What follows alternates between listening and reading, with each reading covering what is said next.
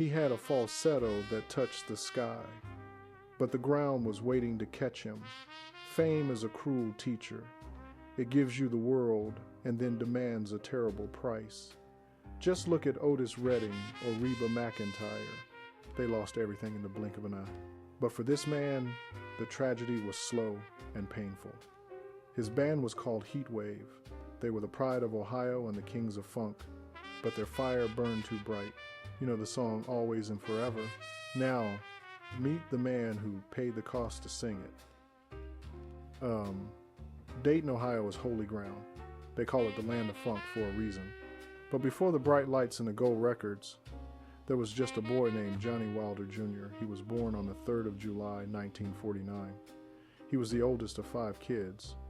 Being the oldest means you have to lead. You have to be strong. His daddy, Johnnie Sr., ran a club. The house was always filled with the smooth sounds of jazz. You could hear the trumpets and the bass lines shaking the floorboards. Johnnie soaked it all up like a sponge. He learned that music wasn't just noise. It was a feeling, but life wasn't easy. Money was tight. His mother, Lucille, was a warrior. She wanted her boys to have the best education. She sent them to an all-boys Catholic school, but tuition cost money they did not have. So Lucille put on her work clothes. She worked at that very same school just to pay their way. She scrubbed and cleaned so her sons could learn. That is love. That is sacrifice. But here is the deal. Johnnie wasn't just a singer. He was a machine. In high school, he and his brother Keith were famous. They danced and sang and won every award in sight. But Johnnie had a secret weapon. He went to Central State University in 1969. He studied math. He was smart, but he also minored in gymnastics. Picture this. A young man flipping through the air, muscles tense, perfect balance. He dreamed of the U.S. Olympics. He wanted to bring home the gold for his country. His body was his temple. It was strong. It was unbreakable, or so he thought. That physical strength was his ticket to the top, but gravity pulls hardest on those who fly the highest. He graduated college and got married, ready to take on the world. He thought his legs would carry him forever. He had no idea that his greatest asset would one day betray him. The music was calling, but fate was already setting a trap. Johnnie Wilder Jr. did not stay in Ohio forever. Uncle Sam called his name. He joined the U.S. Army and they sent him across the ocean to West Germany. Most men just count the days until they can go home. But Johnnie found a new rhythm in the cold European air. He started singing in clubs. He found other soldiers and musicians who were hungry. They were starving for success.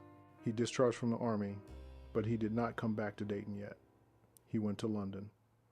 This is where the magic started to brew. He placed an ad in a local paper. He was looking for players. He found a man named Rod Temperton.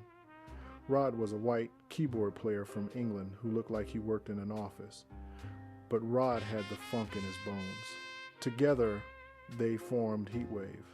This was not just a band. It was a United Nations of rhythm. You had Americans, a Swiss, a Czech, and Brits. They looked different, but when they played, they moved as one. Johnnie was the glue. He was the voice that tied it all together. Here is the deal.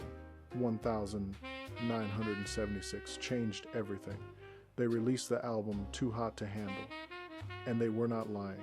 The first single was Boogie Nights. Picture the scene. It is a Saturday night. You are wearing your best polyester shirt.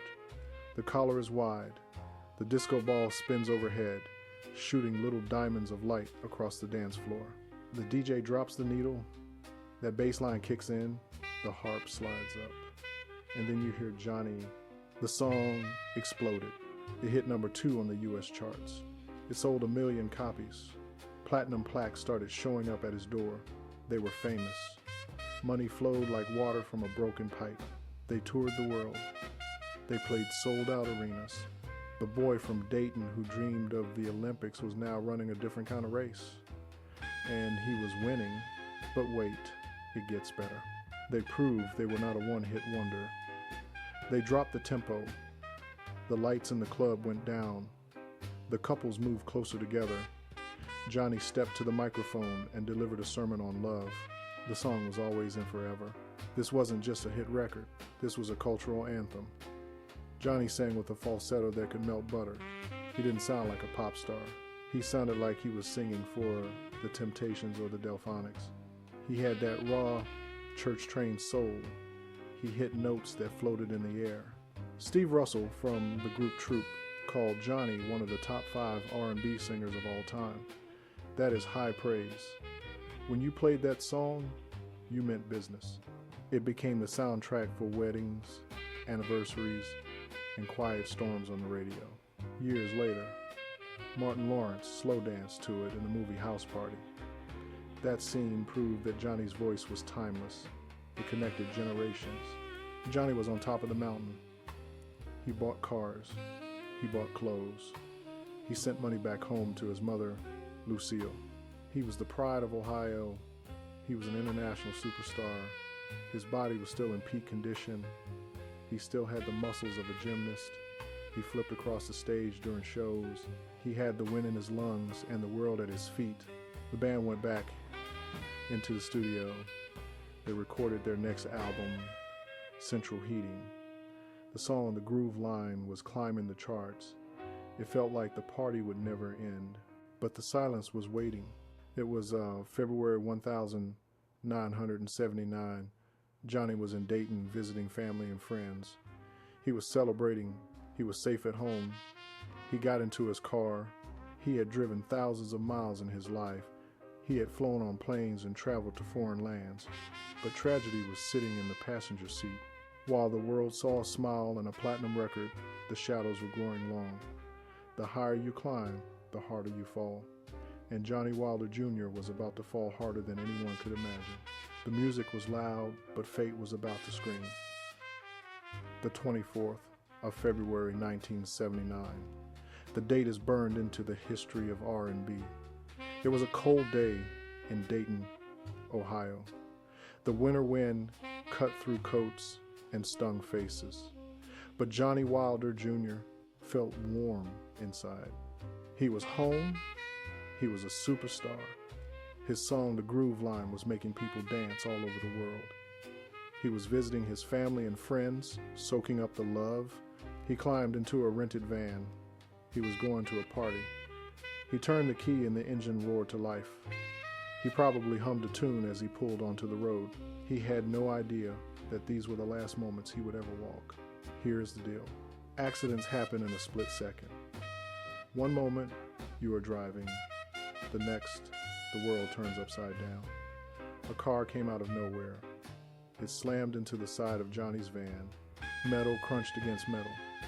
Glass shattered and sprayed like diamonds. The van spun out of control. The noise was deafening. Then there was silence. It wasn't the silence of a library. It was the heavy, suffocating silence of tragedy. Johnnie was conscious. He saw the dashboard. He saw the smoke rising from the hood. He heard the hiss of the radiator.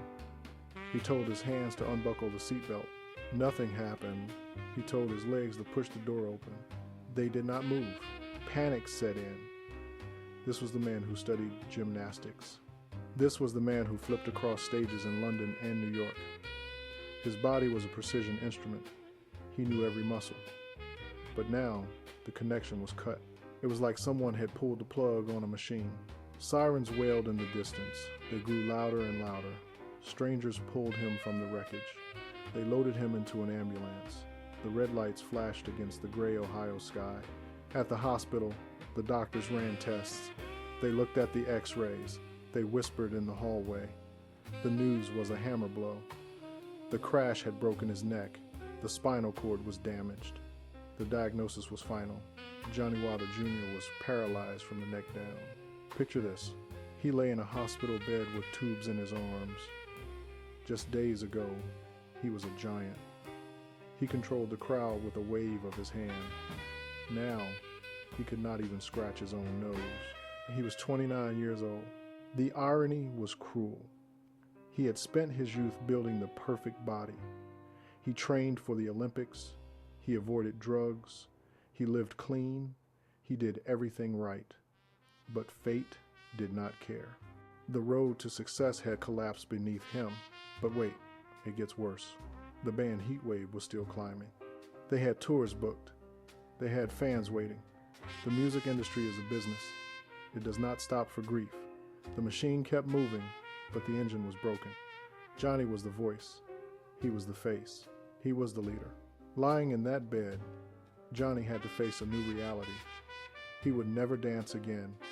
He would never hold a microphone on stage again. The falsetto was still there, trapped inside a broken vessel. Depression is a heavy blanket. It covers everything. Johnnie stared at the ceiling for hours. He wondered why this happened. He questioned God. He questioned his luck. The world kept spinning outside his window. People were still dancing to boogie nights. Lovers were still holding hands to always and forever. But the man who gave them those moments was fighting a battle for his sanity. The applause had faded. The cheers were gone. There was only the beep of the heart monitor and the long, lonely nights in Dayton. This was the fall, and it was a long way down. The headlines screamed tragedy. The news anchors put on sad faces. They told the world that the voice of Heatwave was silenced. Fans across America cried when they heard the news. They sent cards to the hospital in Dayton. But the music industry is a cold machine. It does not have a heart. It only has a bottom line. Here is the bitter pill.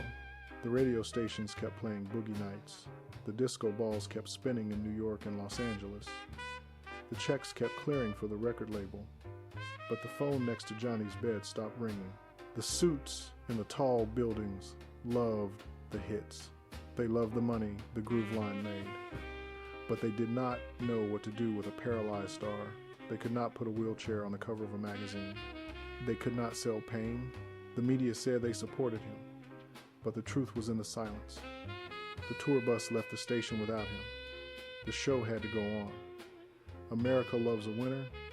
We love the glitz and the glamour. We turn our eyes away from the struggle. While the world danced to his joy, Johnnie sat alone with his grief. He gave them always and forever. In return, the industry gave him a short memory. He learned the hardest lesson of all. The applause is for the performance, not the person. Johnnie Wilder Jr. proved that a man is more than his body.